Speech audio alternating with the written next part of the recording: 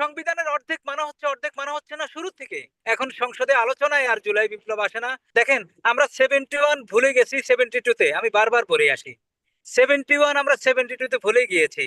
আমরা হাড্ডিসার লুঙ্গি আর গেঞ্জি পরা মুক্তিযোদ্ধাদেরকে ভুলে গিয়েছি। ভুলে গিয়ে ভাগ বাটোয়ারা আর দলীয়করণ করেছি এবং সেটার পরিণতি আমরা দেখেছি।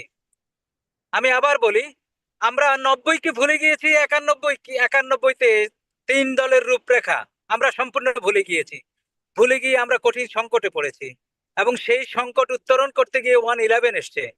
এরপরে আমরা 2018 নির্বাচনের পরে ওই নির্বাচনের রায়কে বুলন্ডিত করে আমরা এই 111 এর যে এত টর্চার, এত কিছু, এত এত ত্যাগ তিতিক্ষা সব ভুলে যাওয়ার কারণে আমরা 3টা 4টা টার্ম আমাদের কি দুর্বিষহ জীবন গেছে।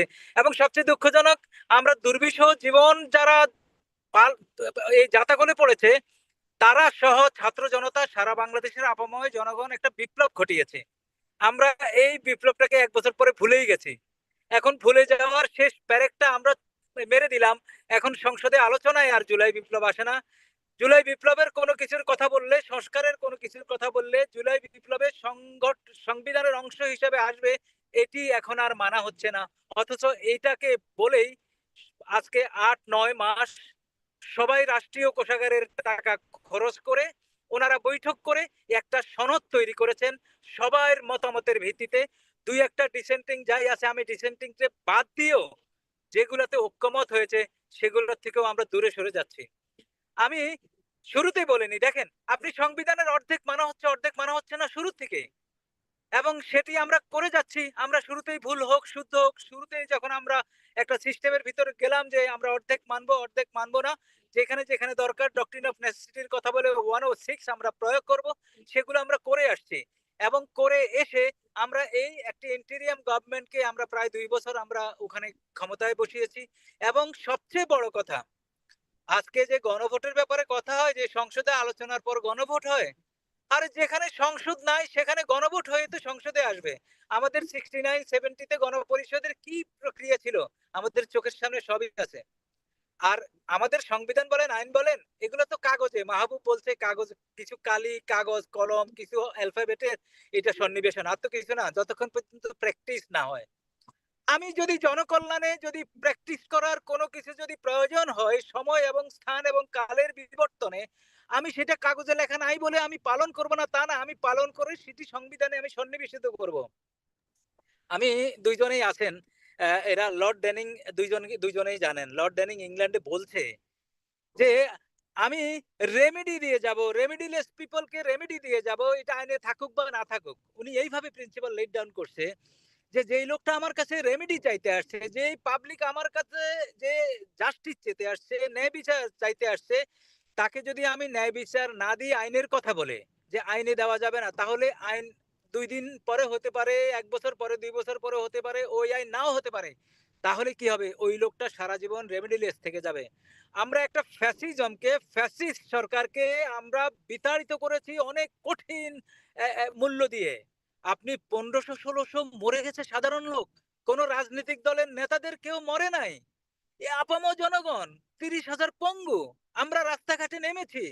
আমরা যেদিন রাস্তাঘাটে নেমেছি সেদিন আপনার এই বিএনপির আপনার কত বড় নেতারা কান্নাকাটি করে বলেছে এই মাসুম বাচ্চারা তাদেরকে বাঁচিয়েছে।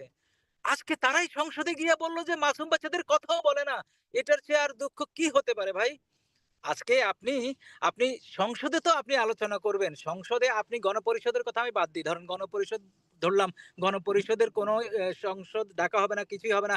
কিন্তু এই সংসদের অ্যাবসলিউট পাওয়ার আছে যে এই জুলাই সনদকে তারা সংবিধানে সন্নিবেশিত করে ৮-১০ দিনের হিয়ারিং এর মাধ্যমে, হিয়ারিং এরও তো দরকার নাই, জনগণ রায় দিয়েছে। আজকে ব্যারিস্টার শাহরিয়ার রাইটলি বলেছে, আপনি ৭০% জনগণের রায়ের পরে আপনি এটা তো সংসদের উপরে।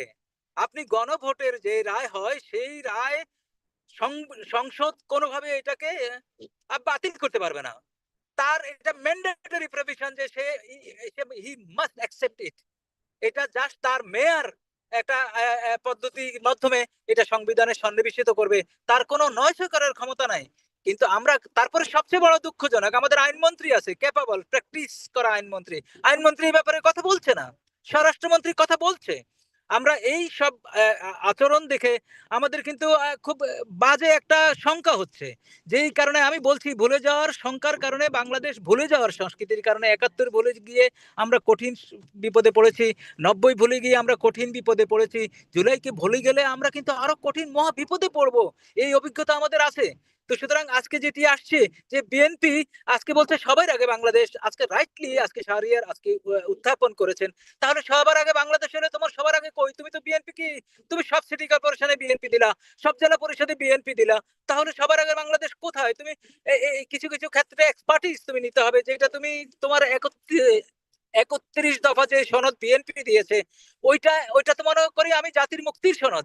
তুমি যদি ওইটাকে টিকমার্ক দিয়ে এক একটা করে তুমি প্রতিপালন করো, ঐক্যমতের সরকারের কথা বলো, তুমি যদি প্রধানমন্ত্রী আর প্রেসিডেন্টের ভারসাম্যের কথা বলে তুমি যদি টিকমার্ক দিয়ে বলো অত তারিখে আমরা এটা নিয়ে আলোচনা করব, অত তারিখে আমরা জুলাই সনদের এটা নিয়ে আলোচনা করব, ৩১ দফার সাথে জুলাই সনদের যেগুলো মিল আছে সেগুলো নিয়ে তুমি আলোচনা করো।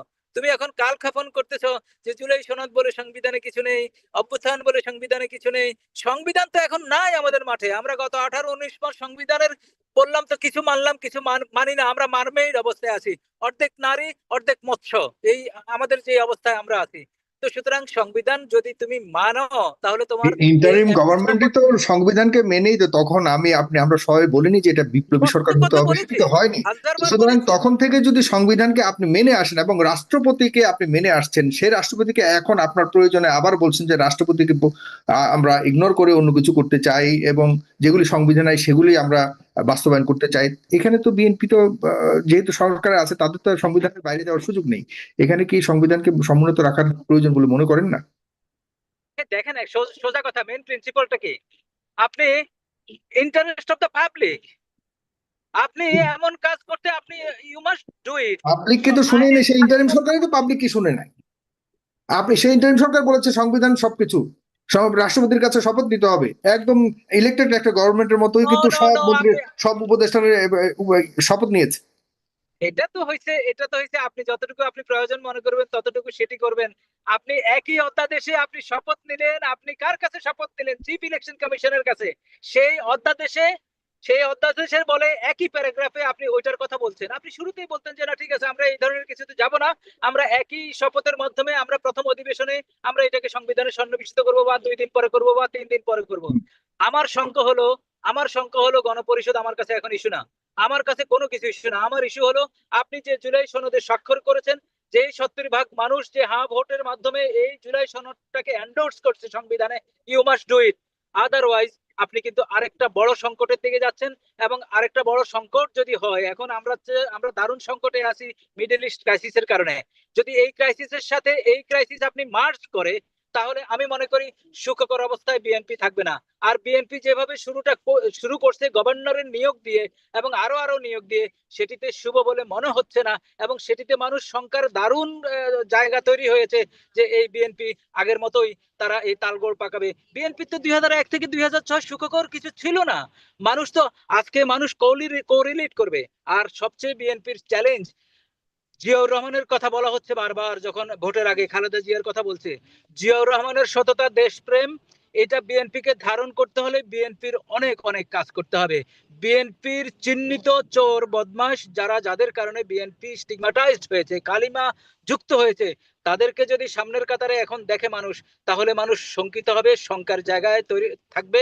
এবং আমি মনে করি বেগম খালেদা জিয়ার যে কমিটমেন্ট, আমি তো মনে করি বেগম খালেদা জিয়া জীবিত থাকলে উনি এই কমিটমেন্ট থেকে ফেরত যেতেন না, যেটা স্বাক্ষর হয়েছে। উনি বলতে যে স্বাক্ষর যা হচ্ছে তার টোটো পালিত হবে। এবং এই বেগম খালেদা জিয়া বলেছে যখন ওনাকে বালির ট্রাক আটকানো হয়, ওনাকে যখন মিথ্যা মামলা জেলে দেওয়া হয়, ওনাকে ওনার রাজনৈতিক কর্মীদেরকে যখন টর্চারের পর টর্চার, হত্যার পর হত্যা করা হয়, সেই সময় বেগম খালেদা জিয়া বলেছে যেই সংবিধান আমার দেশের মানুষকে প্রটেক্ট করতে পারে না আমি সেটা ছুঁড়ে ফেলে দিব। এবং জুলাই বিপ্লবে যারা যারা অধিক প্রাণের বিনিময়ে এই সংবিধানকে ছুঁড়ে ফেলে দিয়েছে, সংবিধান তো প্রোটেক্ট করতে পারেনি। তবে এইটাও সত্য কথা, সংবিধানে তো এই খুন খারাপের কথা বলে নাই। কিন্তু আমার কথা হলো এই সংবিধানে একজনকে যেভাবে ক্ষমতায়ন করেছে, সেই ক্ষমতায়নের যদি এখানে কুঠারাঘাত না করা হয়, তাহলে ফ্যাসিজম তৈরি হতে বেশি সময় লাগবে না। আর বাংলাদেশে ফ্যাসিজমের এই স্বাদ যারা যারা বেনিফিশিয়ারি একবার যদি পেয়ে বসে, তারা আর এটা ছাড়তে চায় না। জি। এই যে বাংলাদেশের গভর্নরের নিয়োগের ফলেও অনেকে শঙ্কা করতেছে যে যারা যারা লুট করেছে, যারা যারা এই বাংলাদেশকে ক্ল্যাপ্টোক্রেসিতে রূপান্তরিত করেছে, ওরাই এই অ্যাপয়েন্টমেন্টে বিহাইন্ডে আছে, এবং সেই অ্যাপয়েন্টমেন্টের বিহাইন্ডে থেকে তারা আবার পুরনো বন্দোবস্তে আমাদের $32 বিলিয়ন কিভাবে চুরি হবে সেই বন্দোবস্তে যাবে। আমাদের ব্যাংকগুলো তো দেউলিয়ার পথে ছিল, সেগুলো মোটামুটি এখন একটু ভালোর দিকে আছে, আবার আপনি কি তার মানে আপনার আপনার আজকের বা এই সরকারের শুরুটার মধ্যে আপনি সেই ধরনের সংশয় দেখছেন? আমি আমি দেখছি এই কারণে, কারণ তাদের একই লোক জুলাই সনদ নিয়ে আলোচনার সময় যে কথা বলেছে সেটার থেকে শিফট হয়ে গেছে। জি। সেই একই লোক সই করার পরে, সেই অধ্যাদেশ মানার পরে, সে এখন অধ্যাদেশ নাকি অর্ডার নাকি এইটা নাকি সংবিধানের স্ট্রাকচার এগুলো নিয়ে আলোচনা করতেছে। আমার দুঃখ সেখানে। আমার কথা হলো আমরা এগুলো সব কিন্তু পরিহার করে। পাশাপাশি পাশাপাশি আপনি কি আশ্বস্ত আশ্বস্ত নন? বিএনপির পক্ষ থেকে জনাব স্বরাষ্ট্রমন্ত্রী বলেছেন যে প্রত্যেকটি শব্দ অক্ষরে অক্ষরে মানে প্রত্যেকটি বিষয় অক্ষরে অক্ষরে পালন করবে, তবে সংবিধানের অধীনে আইনের আলোকে। আমি বিশ্বাস করতে চাই পালন করবে। আবার সংবিধানের অধীনে এই কথা লেজের লাগানোর ওনার দরকার কি ছিল? উনি সংবিধানের অধীনে এমপি হন নাই।